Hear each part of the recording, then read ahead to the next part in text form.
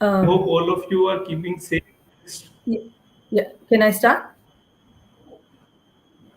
Hello. Just a minute, Am I, ma'am. okay. Okay. All right. I'm audible, right? Yes, yes, ma'am. All You right. are audible. You can start. Okay. Good evening, everyone. I hope you all had a great day, and I will not take further ado. We will start quickly with the topic. All right. So today's presentation I am doing basically on transdisciplinary approach in teaching and learning. So whenever we talk about as educators, we always think about learning skills. So this is a new approach in teaching and learning, that is transdisciplinary approach. So before I begin, I have a quick icebreaker because I know it's too late in different parts of the world, those who are attending here. And to, fresh up your mind, I'm just quickly giving you two icebreakers. Okay, you can post the answer in the chat. Yeah, the first one, what am I? I'm not alive, but I grow. I don't have lungs, but I need air. What am I?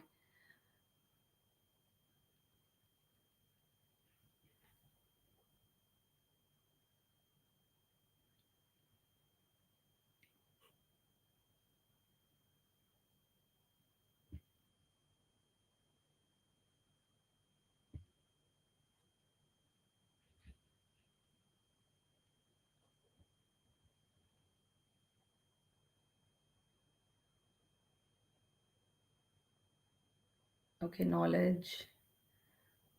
Plants, plant seeding, okay, knowledge, okay, fire, balloon, okay, knowledge, plant. All right, most of them are going with knowledge, plant, and all. Okay, it's actually fire.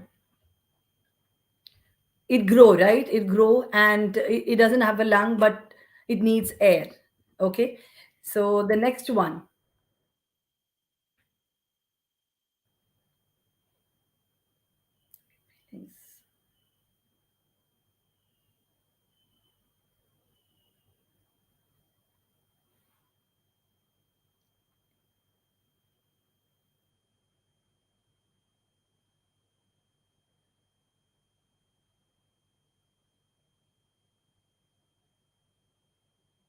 Okay, 6, 9, 9, 15. Okay, 15, 18. All right. Okay. So the answer is 6. Okay. You just find it out how are you getting it. All right. So, yeah. So today's topic is transdisciplinary approach in teaching and learning. So before going to transdisciplinary approach, I will just introduce you to the transdisciplinary skills. So before that, I would like you all to post in the chat, what do you mean by learning skills, or what are the learning skills as an educator we go for? The learning skills, what we feel as an educator, yes, my students should have this.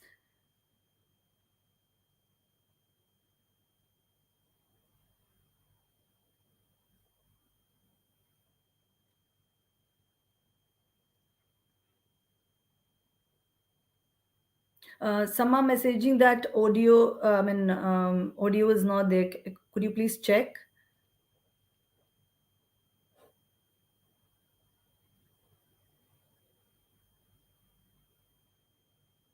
Rohit, are you there? Yes, I'm there. Your audio is coming very nicely, ma'am. Okay, then. Okay, correlation, good listening, social skills. All right. Okay.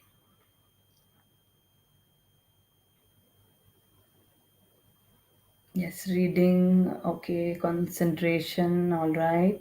Reading, listening skills, yes. So when we talk about learning skills. Okay, we have a lot of learning skills like reading, listening. Yes, of course, in those who are English teachers, they will definitely say that reading, listening, speaking skills, right? Writing is also a skill, and social skills, of course, communication, collaboration, and most importantly, time management. That is also a learning skill. Now, when we talk about transdisciplinary skills, it is nothing different than the learning skills. Okay, so we will just go through that. So, transdisciplinary skills. What are basically the transdisciplinary skills? So, what are they? They means you can use skills in almost anything you do at school and even outside the school. That means, okay, you are using these skills. A simple example, listening skill. Okay, in the classroom, we say that the children that yes, you have to be patient, you have to listen to us, correct, and listen to the instructions. The same way, the same listening skill they can use outside the school as well, that is in their daily life. So these kind of skills, it's not only in the school or within the classroom, it is outside as well. So those skills we call as transdisciplinary skills. And when we talk about skills, balancing on top of the bowl, or at times you can see the children balancing the bowl on their fingertip. So it is a skill which, is it possible that we can use this skill most of the time? It's not, right? Balancing a ball is not a kind of life skill. Yes, at times children do that, but it's not useful in their daily life. The same way, playing guitar, violin, or any musical instrument, it's a skill. And these skills, again, we are not using it for a longer time. That is in daily life. Okay, whenever we require that skill, yes, we use it for concerts, or if they have to sing and play music instrument, then they will do that. Otherwise, it's not a useful thing throughout their uh, social life. And when we think about the subjects what we teach them in the class, like maths, English, PE, Arabic, even language classes, science. Okay, we tell them that okay, you need to have so many skills, and these skills, again, we don't use it in real life. At times our children, as an educator or as a teacher, you must have faced this question: ma'am, where am I going to use this in my real life? Say, for example, if a math concept, when you're teaching, they'll ask you that, ma'am, where am I going to use this? Or if it is a science, when you talk about plants or animals, or they will ask you, ma'am, what is the use? How will it help me in my future life? Okay, so that is where the importance of transdisciplinary skill comes, which they can use inside the school as well as when they are out in the society, they can use the same skills. So basically, the transdisciplinary skills are: the first one, as we discussed, the learning skills, it's a social skill. Second one, yes, research. Research is also a kind of skill. Thinking skills, communication, and most importantly, self management. So these are the five transdisciplinary skills we have to implement in children, so that the the concepts or the themes or the ideas what they use in the school, that they can use outside as well in their future as well. So what are basically the social skills? So social skills means it's accepting responsibility, okay, respecting others, and cooperating with each other, resolving a conflict. Say, for example, two children, they have a different opinion, then they have to discuss and they have to come to a conclusion that yes, maybe it is different. When it comes to school, international schools and all, when different nationalities are there or different religion is there, so they will have different ideas, or different styles. So these things, they how they resolve. And of course, group decision making. Now, when we are assigning a group, in that group, different ability groups are there, different people from different culture are there, people, I mean, students from different backgrounds are there. So how they interact in a group, to come to a final decision making, adopting a variety of group roles. Now when you are assigning a group, okay, this task you have to do.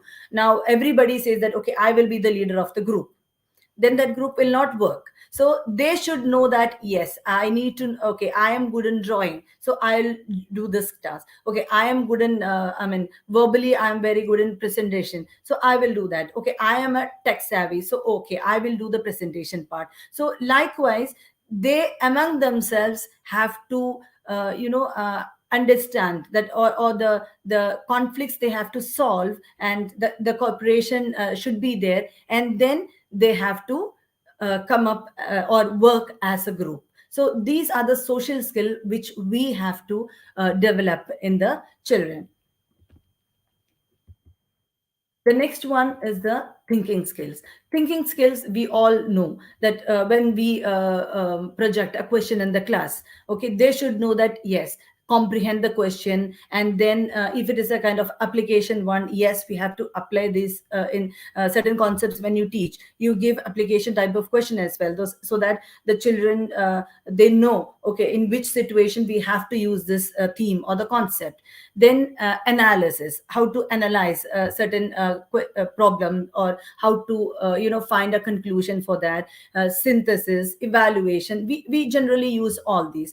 Now dialectical thought, that means the two things are happening, but they are conflicting each other. Say for example, rainy day. Okay, normally on a rainy day, the sunlight will not be there. So but at times we see that, yes, on a sunny day it drizzles or it rains, so rainbows are forming. So these two concepts, okay, we normally we can accept. Okay, on a sunny day it will not rain, if it is a rainy day sunshine will not be there, correct? But these two we are accepting it.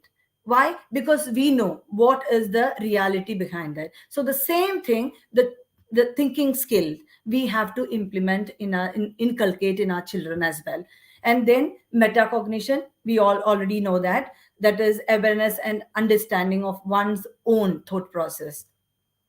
Okay, so these are the terms which we as educators we use in our daily life. So these are basically the thinking skills. So this is a second skill that we need to inculcate in our children.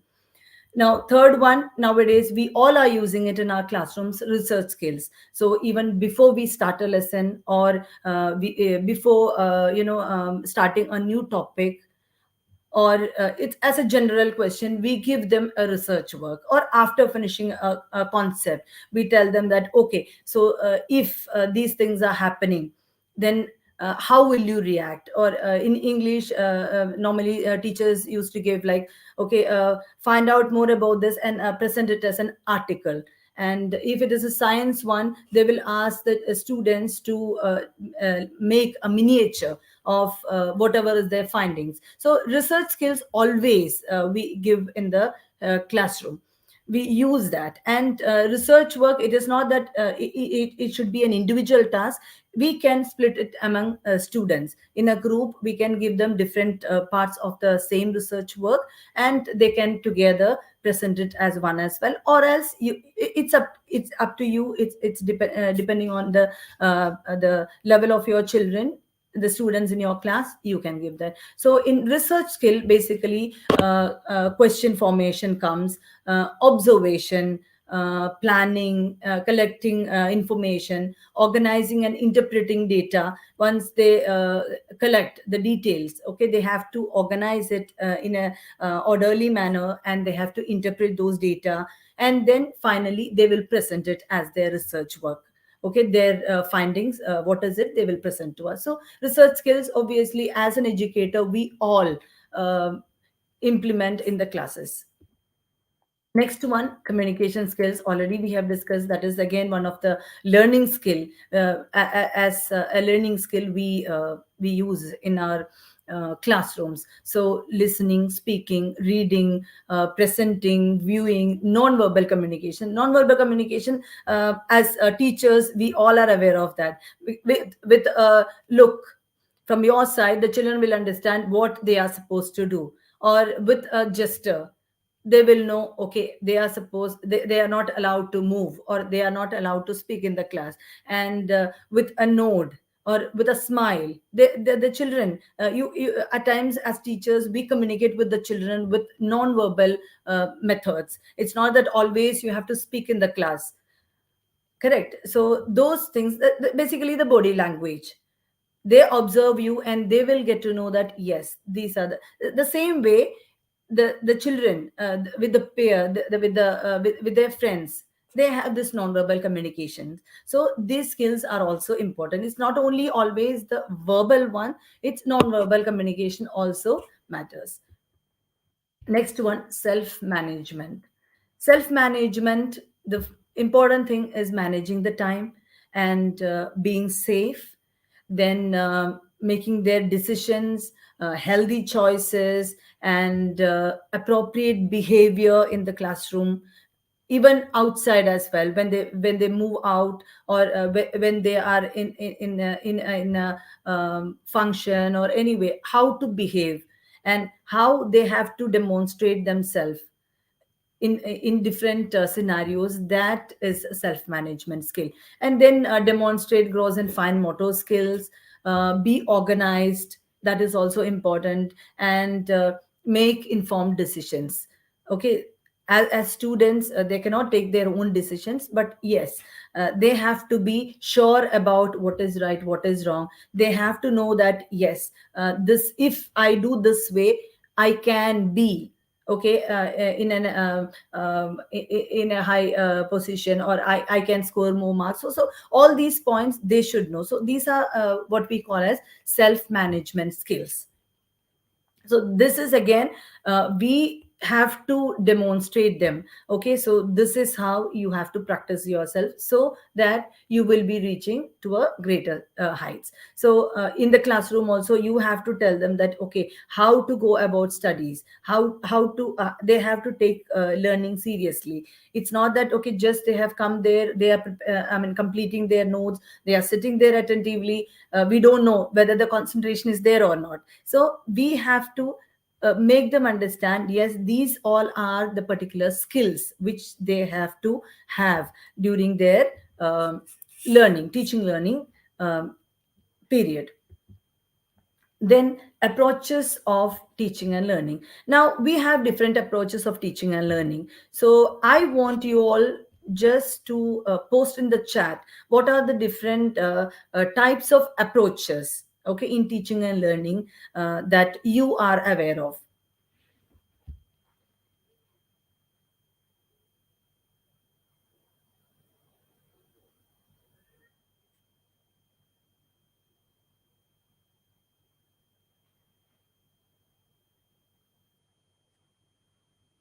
Okay, play method,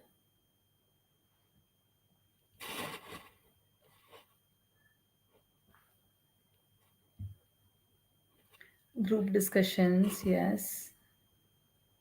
Okay, role play method, constructivism approach, all right, thought videos, lecturing. Okay, there I would love to add, I think, okay, lecturing nowadays, the teachers are just a facilitator. They are not lecturing anything. Okay, now when you talk about the teacher talk time, okay, it is minimized to 5 minutes. Maximum 5 minutes you can lecture them in the class, because nowadays the children are they are very enthusiastic and they get distracted easily. So you have to bring in new methods in your classroom teaching and learning, so that you grab their attention. So if you are going to lecture them for 30 minutes or 40 minutes, they will never listen to you. They may you feel that okay, they are paying attention to you, but they will not be with the body. They'll be in your classroom, but their mind will not be there. So we as educators, what we need to take care is, we try to reduce the teacher talk time. Let the children talk, let them communicate, let them collaborate, so let them come up with their ideas. So all these skills we will try to develop in them. rather than we lecturing. Okay, application discussions. Yes, group discussions which enhances communication. Okay, experiential learning. Yes, of course, and inductive approach. Okay, all right, active viewing, learning by doing, yes. Yeah, discussions, brainstorming, yes, of course, we do that. Focus is less, yeah, self paced, of course. Inquiry method, yes. All right. So, the different approaches, what I'm going to tell you here is it's the uh, as we were discussing about lecture method, the normal method what we used to have in our generation when we were in school. Okay, that is the uh, disciplinary method. What is disciplinary method? It is just that, okay, the teacher came to your class, she gave you a topic. Okay, the teacher is writing the topic, say for example plans, she has written there. Okay, she will ask you questions.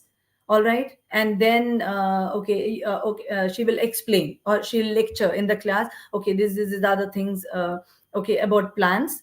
And then she will tell you how to find the age of the plant or tree. Okay, and how is it different from each other, everything the teacher will deliver you. And then what you will do, okay, you will take everything, you will mug up, and finally it the same thing you will write in the exam, you get good mark. Okay, finished. Now what is the real life application of that when you're talking about the plans? Okay, or what are the use when you learn about these plans? We don't know. Correct. So that is the method which we call as the disciplinary method, where you are only given the topic or the concept, and everything is given fed in your brain. Okay, you are given everything, just like your mothers are cooking food and feeding you. Okay, so you don't know what is inside that. Okay, you just know the name of the food what you are eating, but we don't know, okay, what are the ingredients in that, what is the recipe, nothing we know. We know only the product, the final product. That is the disciplinary method. Now afterwards we have come to multidisciplinary, where nowadays we use this method on a daily basis in our classroom, where what we will do, okay, we will give them the connections with different subjects. Say for example, plants. So how will you calculate the age of the plant? So the rings you have to count. So you will say, okay, this is related to math because the counting comes in that. Now you will talk to them about a plant and the vocabulary, that is new keywords you will give them. So those comes under English. And if you are presenting or you are showing them something related to the plants, how they grow, and some videos and all, okay, we say that, okay, technology is also implemented in my classroom. Okay, now that method we started using there. So it is called the multidisciplinary method. It is just like the ice cream, different flavored ice creams you are buying, one on the top of the other. It's not that the different cones you're buying, the same one, same cone, but you are adding on to that. Okay, so that is multidisciplinary. Then the third method has come, that is interdisciplinary. Now what is interdisciplinary? You started exploring outside as well. Okay, now you have introduced the topic plans to the children.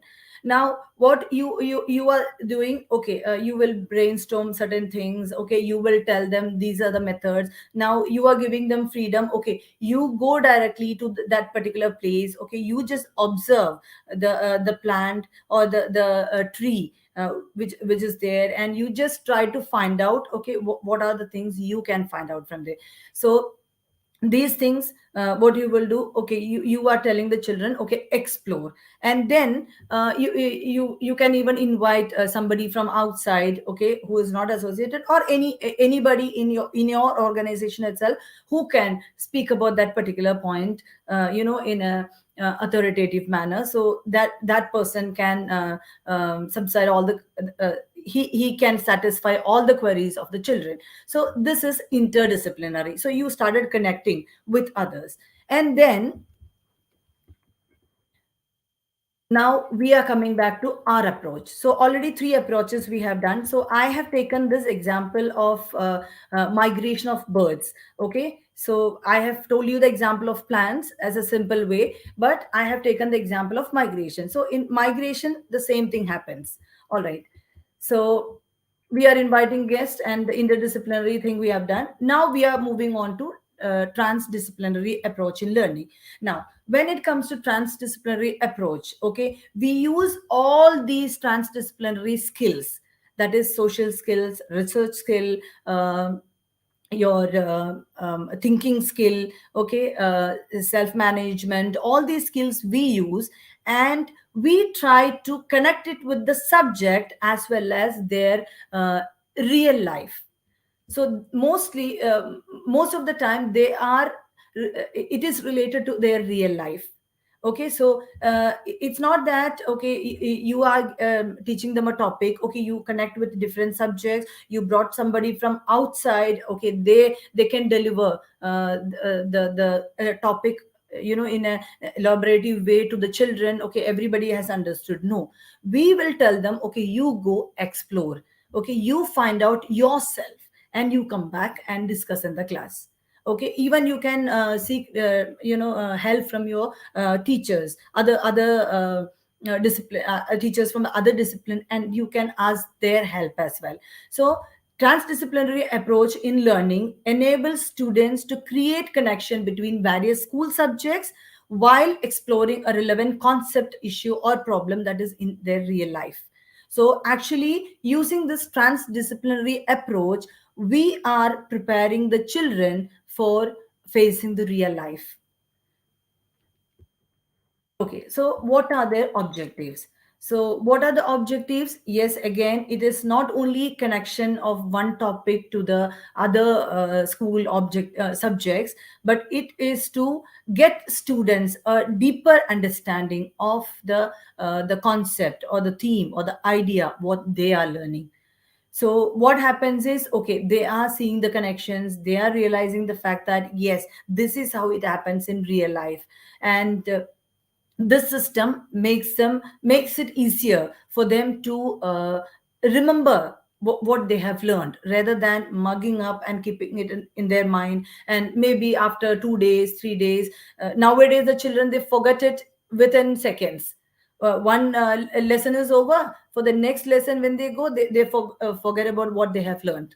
So that is how it happens now, because they don't understand how is it relevant to their lives, how is it relevant in the real life. Okay, so these connections we can give through transdisciplinary approach. So basically what we are doing, we are inculcating the 21st century skills. Now I hope you all are aware with the 21st century skills. Can you quickly message in the chat what are the 21st century skills that you have come across, or or you try to implement in your classroom? You can take 1 minute.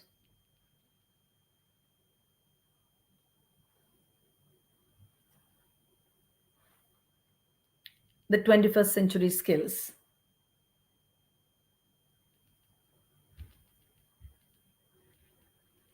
Okay, critical thinking, creative thinking, communication, digital literacy, yes. Okay, nature and empathy. Yes, this is a life skill. Okay, creative and critical thinking, creativity, yes, project based learning, collaboration. All right. Okay. So, as an educator, we all are aware of these facts. All right. So, it is basically communication, uh, critical thinking, problem solving. Okay. They need to know how can they solve problems when they are faced to some problems, or when they are in a situation where they have to, quickly find out a solution. So problem solving, creativity, yes, that is a highlight these days. Everywhere they check, okay, whether the person is creative or not. Whatever we do in a normal way, nobody wants that. Okay, something above that everybody is looking for. So that is creativity. Yes, so 4 C's are there. Now again, these days they have added the life skills. Okay, in literacy, digital learning, all these they have added to it, so that those skills are also important in their life.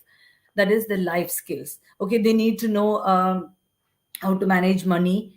Okay, they need to know how to use technology. So digital learning, all these comes in 21st century skills now. So basically, when you use the transdisciplinary approach in your class, what you are doing is you are implementing or inculcating the 21st century skills in the children. And once you have done this, you are uh, preparing your child to face the real world. So in that case, they will never ask you the question, miss or sir, what is the use of me doing this in the class? Okay, how is it going to help me in future?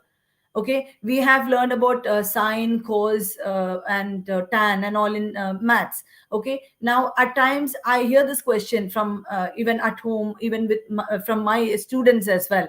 Okay, where am I going to use this in real life? Yes, there are real life applications, but we are not aware of that. We don't know where are we using it. Okay, if you know this angle, how to know the angle. Okay, all these things, if you are aware, yes, you can find out the height of a building, or you can find out the height of a tower.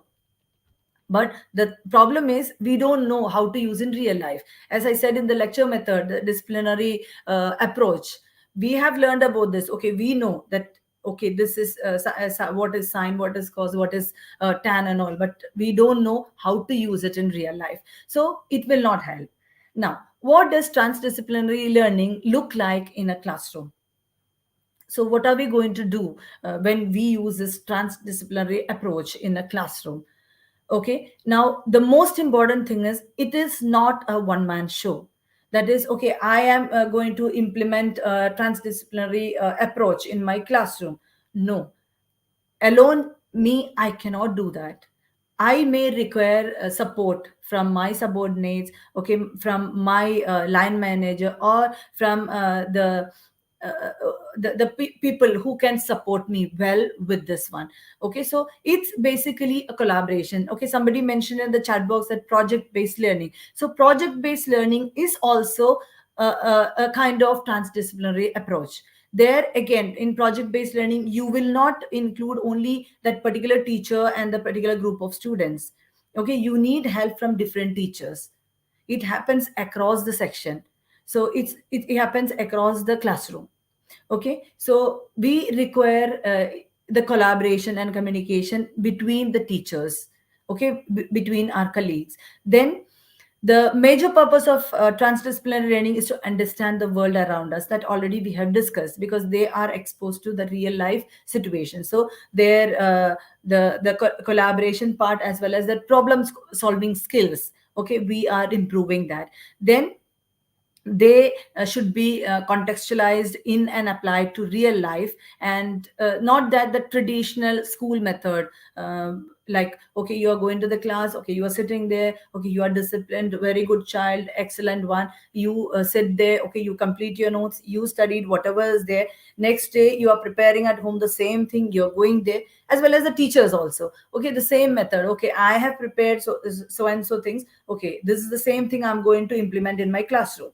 All right, then I will not change my mind. Okay, this is the same thing. Okay, this year I'm teaching, again next year I'm going to teach the same thing. All right, so this is not the method.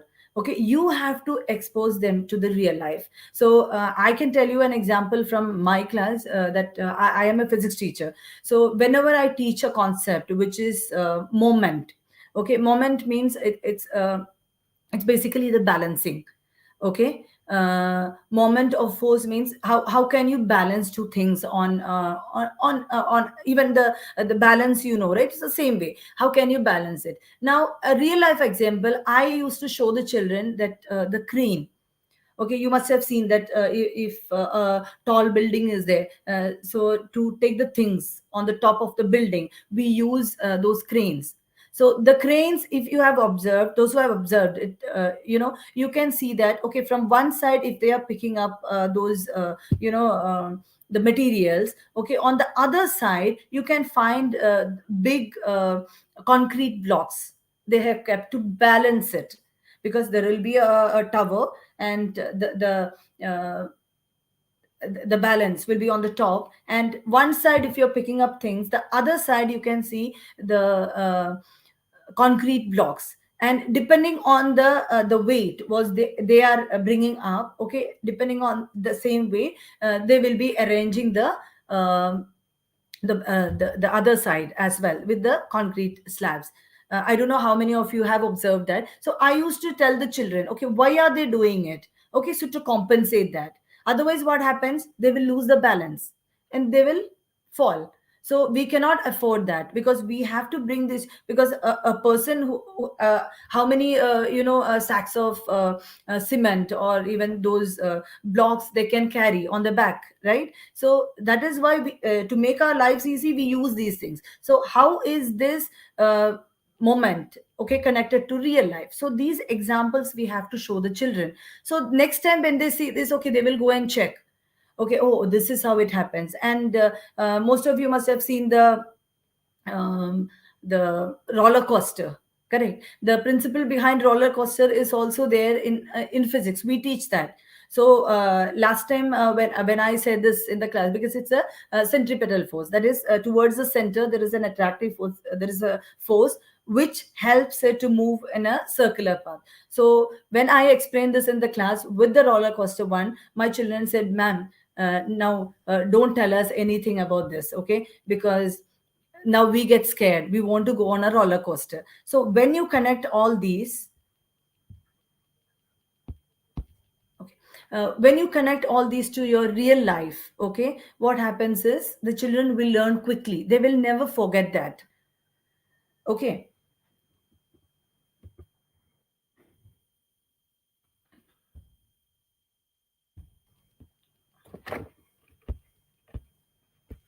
Rohit, I think something is wrong with my lap. I'm unable to share that screen. Yeah, now it's fine. Okay. Okay, all right. So in transdisciplinary approach, okay, we were talking about the if you're talking about the migration of birds as an example, when I'm talking, okay, when I'm choosing the example. So in a disciplinary way, what we will do, okay, migration of the birds, okay, these are the kind of birds will come to your country or wherever it is, okay, and that's it, we finish it. So that in transdisciplinary approach, what we do is, okay, we will give them all these concepts, but in addition to that, we will ask them to find out, okay, why do these birds migrate, what is the reason behind that. Okay, we all know that they migrate, but what is the reason behind that? God.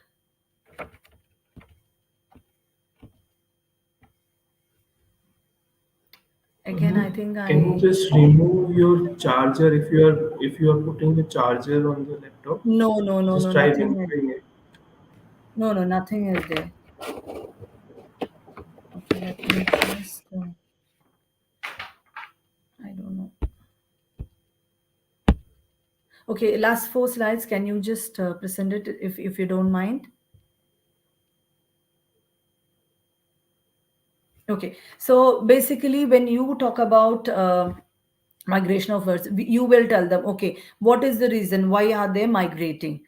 And what are the hazards during their migration? Okay, can be bad climate, correct? There can be some other, because when they migrate from one place to another, they need to be fed. Okay, so if scarcity of food is there, what will they do? So all these things you are telling them. Now, how important are the migratory birds in the era of climate change? So how important they are, those migrating birds. So these things, when you give them as a thinking one for collaboration, or for the problem solving thing, so they will understand, oh, okay, it's not just the migration. Okay, we all observe that, okay, migration during this time, okay, in my country or in my city, okay, these things come, okay, these birds are migrating. So how are they reaching there? Okay, why do they migrate? All these things they have to find out. So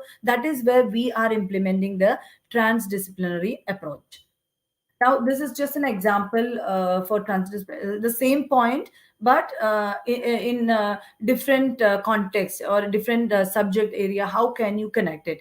Who we are, because God made me special. So what makes me? So in that case, for different subjects, how can you implement it? So in reading, what you can do in math, what are the graphs they can make, right? So the similarities and differences, they can show it. And writing part, you can ask them to write the vocabulary, that is, the identify those words, okay, and the words that describe me, okay. And visual arts, they can draw a self portrait, okay.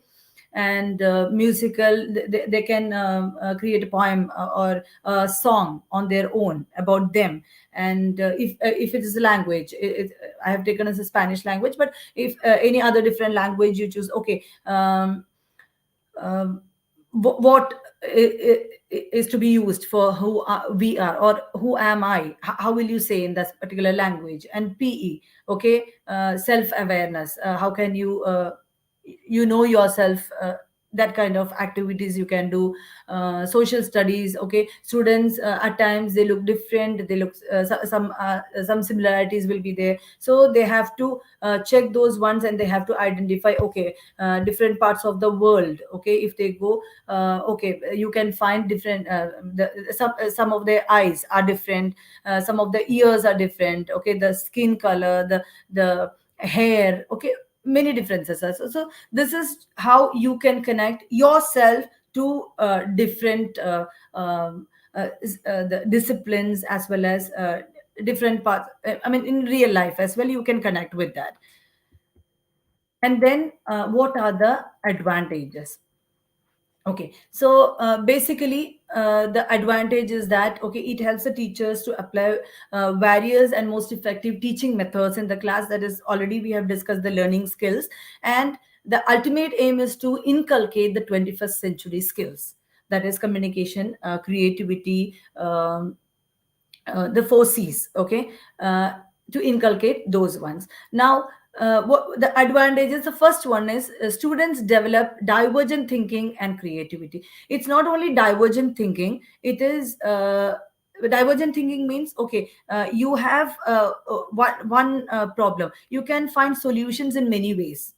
It's not only one focus, okay. So the same way, convergent thinking also you have to use, and then only creativity comes. Convergent means, okay, so many problems, and you have to come up to a particular solution, okay. And students see more meaning in what they learn.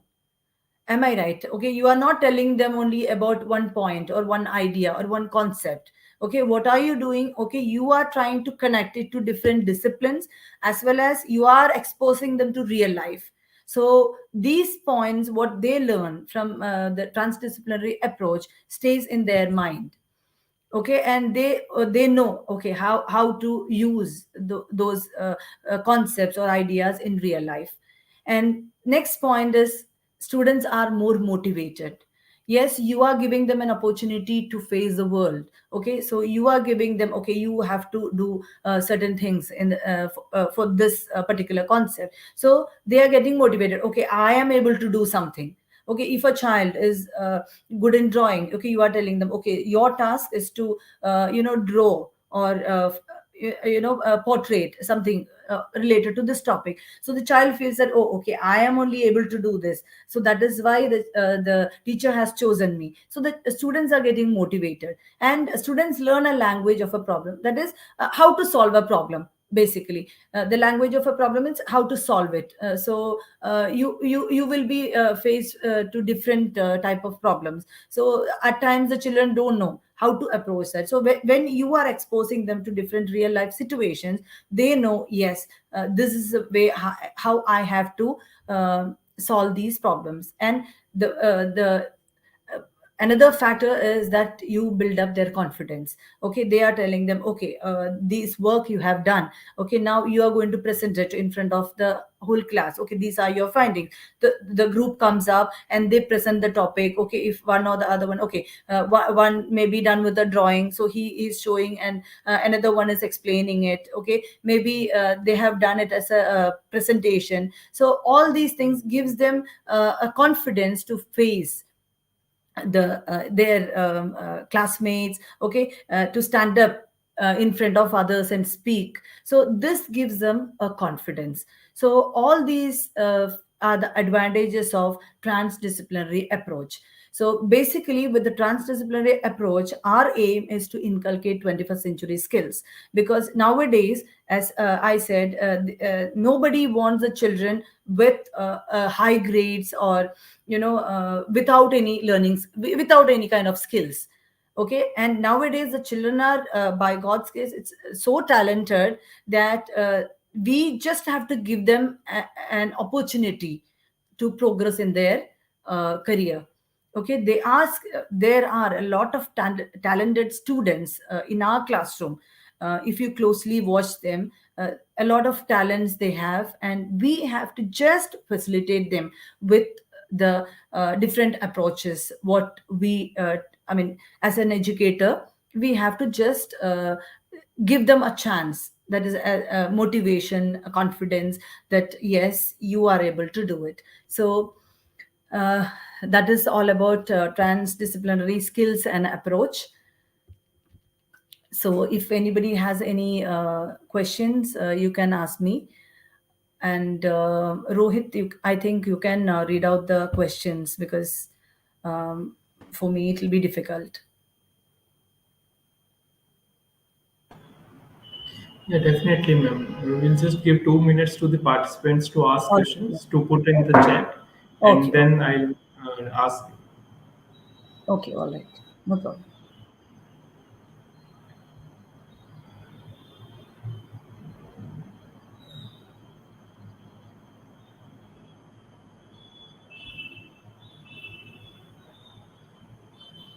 As of now, having the comments that thanks a lot, ma'am, for the wonderful session. Very good session. Great Okay. session. Actually, I should thank Sindha for giving me this opportunity, because for the past, I think, 3, 4 years, I am a constant audience of this platform, and I must say it's a wonderful, informative platform where you get to learn as a teacher a lot of new ideas that is coming up in the education field. So as and when I received that invitation, whether you would love to be a part of Senda, I did not even think twice. I said yes. So uh, I used to even tell my friends also that you should attend these webinars. I mean, it's very helpful for teachers, actually.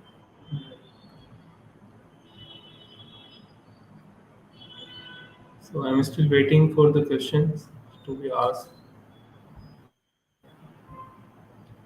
I hope you have time, right? Yeah, yeah, we have time.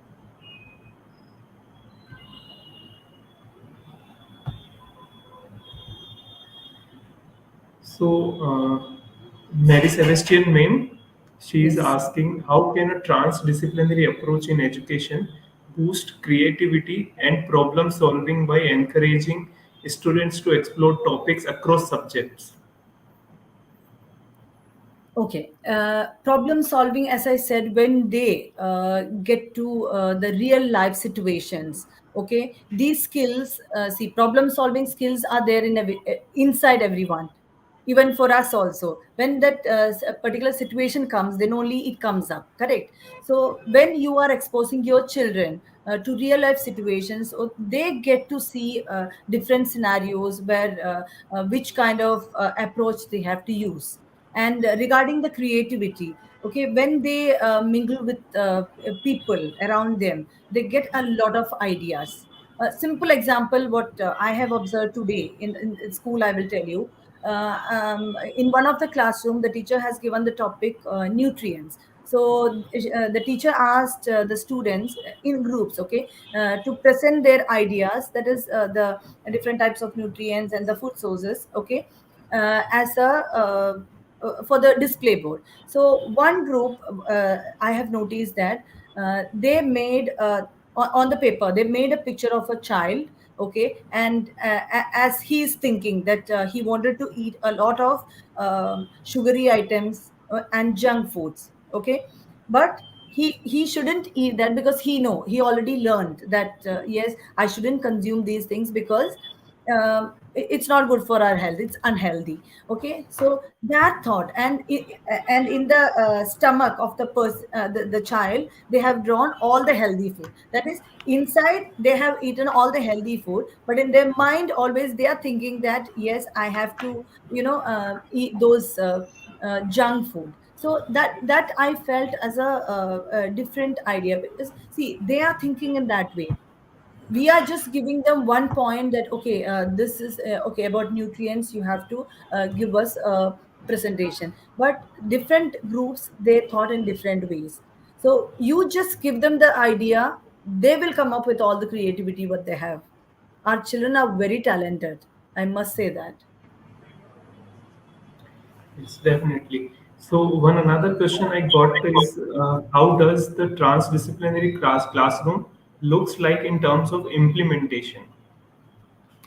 Okay. So, see, there is nothing different that you have to make your classroom. Okay. It's just the same way you are grouping them. Yes, of course, as ability wise, if you are grouping them, or your grouping will be different, homogeneous, heterogeneous, or just random grouping, you can do that. But you, as an educator, you, as a teacher, you know your children well, right? So, when you are assigning the task, okay, just like in a normal classroom, how we assign, you have to give them. But when you're giving the task, you should make sure that yes, there are some challenges for the children which will connect them to the real life. Okay, you don't have to make your entire classroom in a different way.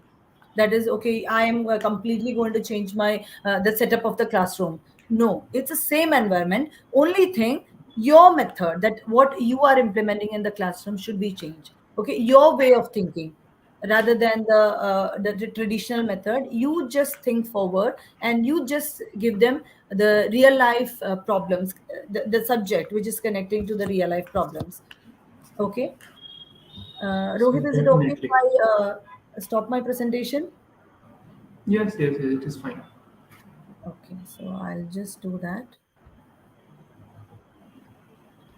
Okay, Please. so again, I got one question. So it was Yeah. how can we use transdisciplinary approach for special need students? Okay, so the same example, what I have done, I mean, I have seen today. I've just told you about the nutrients. So why I mean, chosen that particular point is it's because in that particular group, okay, we had an autistic child. All right, and that child, what I have seen is she was the one who was drawing. Now these special needs children have different talents. Now only thing, the way you approach them, okay, just you change your vision, then you will get what you are expecting from them. Okay, so this child was the one who was drawing all the pictures, as I said, that sugary items, the fast food items, and all those ones. And for the stomach one, she was the one who was doing it. Okay, so that is why I especially mentioned this, that particular topic here. So if you can give them, or else if okay, the child is unable to do all that, okay, the child is not able to process that. So what you can do is whatever is their level, that particular child's level, you can give them a worksheet, maybe a coloring paper. So with those small pictures, you can ask the child to color.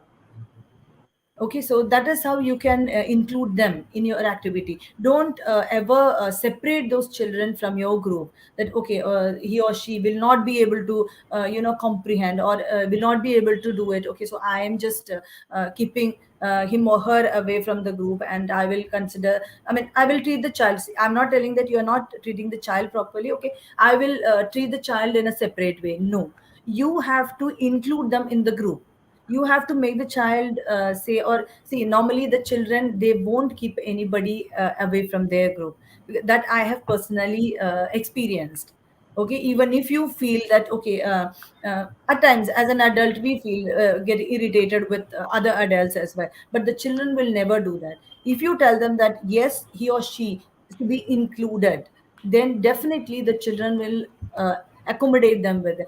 That is why this special I mean, the particular example I have taken, that yes, they were including this child, and that child was the one who was drawing all the pictures.